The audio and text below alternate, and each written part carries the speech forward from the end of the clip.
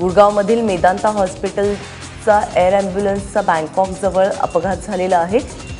बँकॉकजवळ ही air ambulance crash झाली आहे। यात पायलटचा मृत्यू झाल्याची माहिती परराष्ट्र मंत्री सुषमा स्वराज यांनी ट्विटरद्वारे दिली आहे। एअर ॲम्ब्युलन्समध्ये 5 जण होते, यातील 4 जखमींवर बँकॉकच्या हॉस्पिटलमध्ये उपचार सुरू आहेत। यात 2 डॉक्टरांची प्रकृती गंभीर असल्याने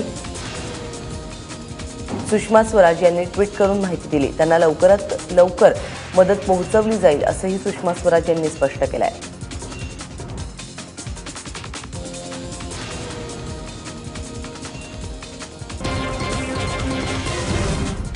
विधानसभा निवडणुकांच्या प्रचाराची काल सांगता झालेली आहे। उत्तर प्रदेशमध्ये काल शेवटच्या दिवशी उत्तर प्रदेशमध्ये राजकीय वातावरण चांगलंच ढवळून निघालंय। पंतप्रधान नरेंद्र मोदींनी वाराणसी हिंदू विश्वविद्यालयाजवळ असलेल्या गढ़वा घाट आश्रमाला काल भेट दिली। पंतप्रधानांनी आश्रमाचे गुरु शरणानंद यांची भेट घेतली। त्यावेळी नरेंद्र मोदींनी गढ़वा घाट आश्रमात गोसेवा देखील केली। यावेळी संतांनी पंतप्रधानांना घातलेल्या रुद्राक्षच्या माळेने सगळ्यांचं लक्ष वेधून घेतलं। गढ़वा घाट आश्रमाच्या अनुयायांमध्ये यादवांची संख्या मोठी आहे, त्यामुळे त्याचा राजकीय अर्थ देखील काढला जातोय। पंतप्रधानांचं वय झाल्यामुळे मी आणि अखिलेशने त्यांना आराम द्यायचा निर्णय घेतलेला आहे, अशा शब्दांमध्ये राहुल गांधीने नरेंद्र मोदींवरती निशाणा साधलाय। उत्तर प्रदेशातील जौनपूरमधील सभेत ते बोलत होते। अखिलेश यांच्या रूपाने तरुणांचं सरकार बनेल आणि हे सरकार उत्तर प्रदेशला जगाची फॅक्टरी बनवल्याशिवाय राहणार नाही।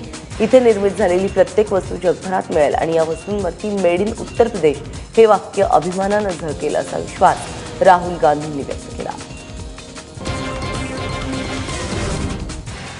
बाबरी मशीद विध्वंस प्रकरणी भाजपचे ज्येष्ठ नेते लालकृष्ण अडवाणी, मुरली मनोहर जोशी आणि केंद्रीय मंत्री उमा भारती यांच्या अडचणीत वाढ होऊ शकते, कारण बाबरी खटल्याच्या सुनावणीमध्ये होत असलेल्या उशिराबद्दल सर्वोच्च न्यायालयाने चिंता व्यक्त केली आहे। कायदेशीर प्रक्रियेला गती देण्यासाठी सर्व आरोपींची संयुक्त सुनावणी करण्यात येऊ शकते असंही सांगितलं जात आहे। या प्रकरणी लखनौ आणि रायबरेली या ठिकाणी सुरू असलेल्या विविध खटल्यांची सुनावणी एकत्रितपणे होण्याची शक्यता व्यक्त होती आहे।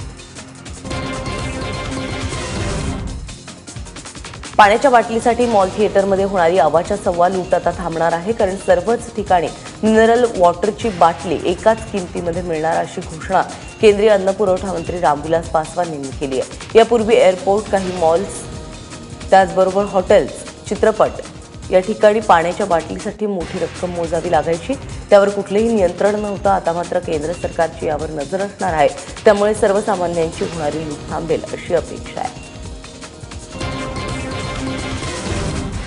दिल्लीचे मुख्यमंत्री अरविंद केजरीवालांनी जेटलींवरती दिल्ली क्रिकेट बोर्डामध्ये घोटाळा केल्याचा आरोप केल्यानंतर जेटलींनी दिल्ली उच्च न्यायालयामध्ये अब्रू नुकसानीचा खटला दाखल केला आहे। या खटल्याच्या सुनावणी दरम्यान अरविंद केजरीवाल यांचे वकील राम जेठमलानी यांनी अरुण जेटलींची उलट तपासणी केलेली आहे। प्रतिस्पर्ध्याला धारेवर धरण्यासाठी निष्णात असलेल्या अरुण जेठमलानींनी जेटलींवरती प्रश्नांचा भडीमार केला, तर वकिलीचा मोठा अनुभव असलेल्या जेटलींनी देखील तेवढ्याच संयमाने उत्तरं दिली।